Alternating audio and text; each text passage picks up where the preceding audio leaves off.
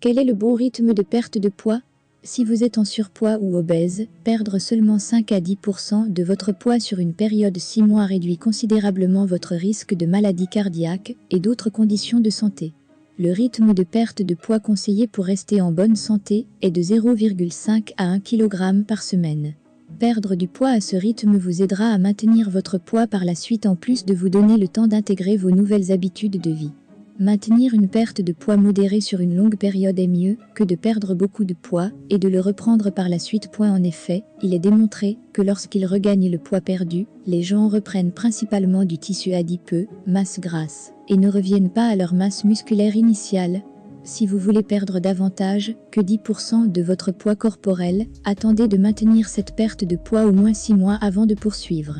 Une perte de l'ordre de 5 à 10% de son poids initial est associée à des améliorations significatives au niveau de la glycémie, de la pression artérielle et les taux de cholestérol, et ce, avec moins de médicaments nécessaires pour traiter ces facteurs de risque cardiovasculaire. D'autres avantages incluent l'amélioration de l'apnée du sommeil, la douleur aux articulations, genoux surtout, la mobilité, la dépression et la qualité de vie. Les aliments interdits et les aliments autorisés dans un régime perte de poids. Dans un régime perte de poids bien conduit, il n'y a pas d'interdits alimentaires. Tous les aliments ont leur place, seules les fréquences de consommation ont de l'importance. Certains aliments à haute valeur nutritionnelle seront à consommer quotidiennement alors que d'autres seront à consommer avec modération juste pour le plaisir.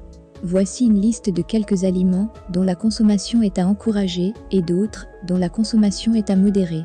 La formule de Bantoli se compose d'ingrédients qui, en théorie, peuvent certainement contribuer à une perte de poids. Mais l'efficacité de ce produit amincissant est encore loin d'être prouvée scientifiquement. Dans de tels cas, on peut généralement